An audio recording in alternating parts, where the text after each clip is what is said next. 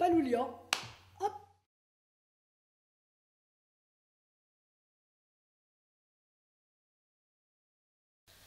Au sein du Club de la Presse, dès sa création, d'abord, j'ai été adhérente.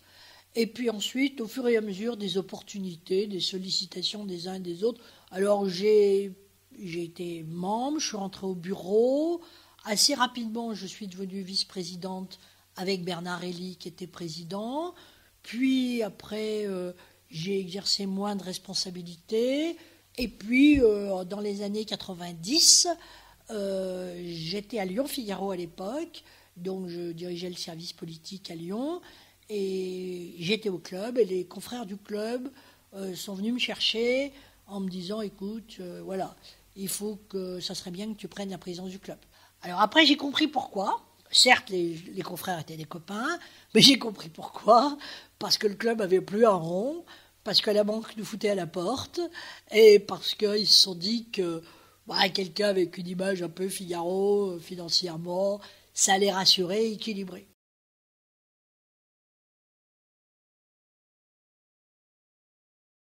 Alors, je ne savais pas que c'était un peu galère, parce qu'il y avait des galères quand même. Euh, et donc, je ne me suis pas dit, qu'est-ce que tu vas faire dans cette galère? Mais je me suis dit, pourquoi?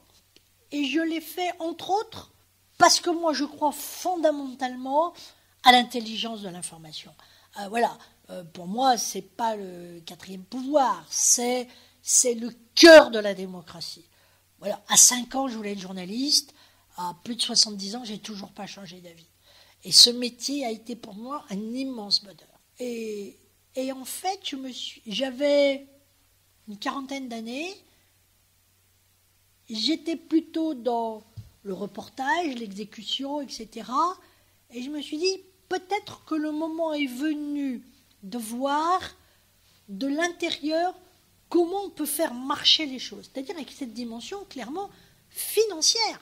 C'est qu'une structure doit vivre et que l'argent, c'est le nerf de la guerre. C'est pas la morale des choses, mais c'est aussi ça. Je veux dire, aujourd'hui, je ne veux pas connaître l'argent, je veux pas amuser. On est dans du grotesque, quoi. Alors, il y a toujours des gogos qui les croient. C'est pas vrai. L'argent est un mauvais maître, mais c'est un très bon serviteur. Faisons-en un serviteur. Non faisons, ça ne peut pas être un maître, et surtout pas en matière d'information. Mais notre liberté, elle a un prix.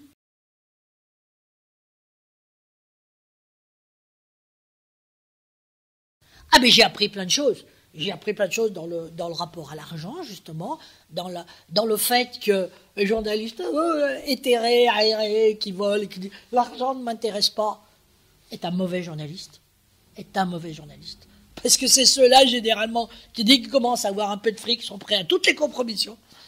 Et la deuxième chose que ça m'a apporté, ça m'a appris à connaître les gens. J'étais un peu naïve. Moi, je pensais que tout le monde voyait les choses comme moi. J'ai appris que ce n'était pas le cas. Bon. J'ai appris que même quand on avait tous a priori la même conception du métier, ce n'était pas le cas pour tout le monde. Que comme dans tous les métiers, il y avait des profiteurs et des gens formidables.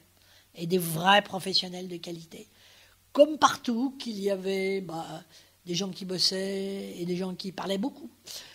Mais comme partout. Et ça m'a appris aussi qu'il ne faut jamais se prendre pour ce qu'on n'est pas. J'ai vu un certain nombre de confrères, très respectables, très gentils, qui à un moment se sont pris pour le président du Club de la Presse. Quelle erreur. Nous ne sommes que les serviteurs.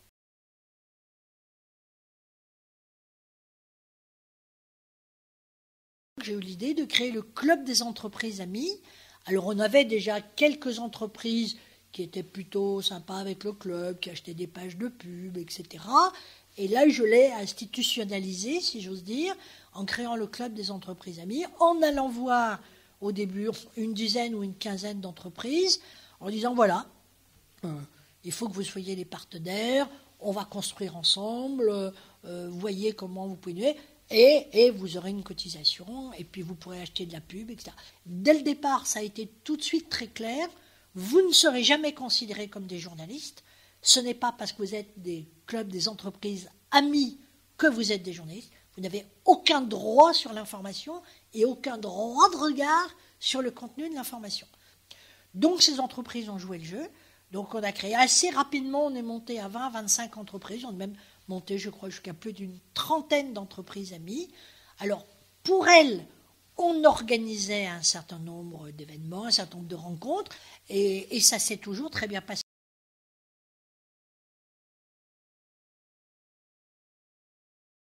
C'était là, on devait être en 91 ou 92, et on a décidé de faire une fête. Là, il y avait du monde, il y avait, à vue de nez, selon mes souvenirs, je dirais, plus de 5000 personnes. Et on a été accueillis par l'aéroport, qui ne s'appelait pas Saint-Exupéry à l'époque, qui était encore Saint-Olas, dans le hall charter, que nous avons complètement aménagé, etc., pour faire une grande soirée festive, de rencontre, avec la musique, un gâteau d'anniversaire. Évidemment, les élus étaient là, les collectivités étaient représentées, et on avait invité, je me souviens, on était après la chute du mur de Berlin, donc on avait un représentant du club de la presse de Moscou et un représentant du club de la presse, je ne sais plus de New York ou Washington, en tout cas des États-Unis, etc. C'était un moment magique, quoi. Et puis c'est les différents moments où nous avons organisé des événements du club hors les murs, si j'ose dire. Faire sortir les journalistes. Alors, emmenons les gens, les confrères, là où on va, là où est notre métier. Chez nous, c'est bien. Ben, chez nous, c'est, comme on dit à lui, on ne va pas s'encuchonner, quoi. Chez nous, c'est chez nous. C'est ailleurs qu'il faut aller respirer.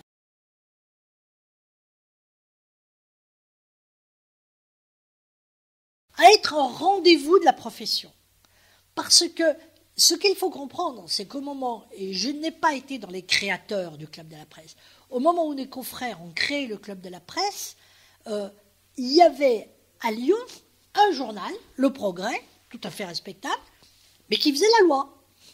Et nos confrères de la presse parisienne, ils ont dit, mais il n'y a pas de raison pour qu'on soit à la merci ou à la botte d'un journal. C'est pas lui. Nous sommes là, et ce métier-là est un métier dont nous sommes aussi les acteurs. Et ça a été leur démarche. Et j'ai trouvé que c'était une démarche extrêmement intelligente. On n'appartient à personne. On n'appartient pas à un titre.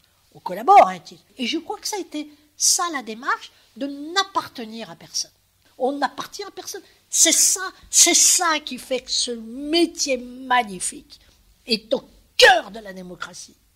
Est au cœur de la démocratie. Sans nous, sans notre liberté de faire notre travail, sans notre responsabilité de faire notre travail, il n'y a pas de démocratie.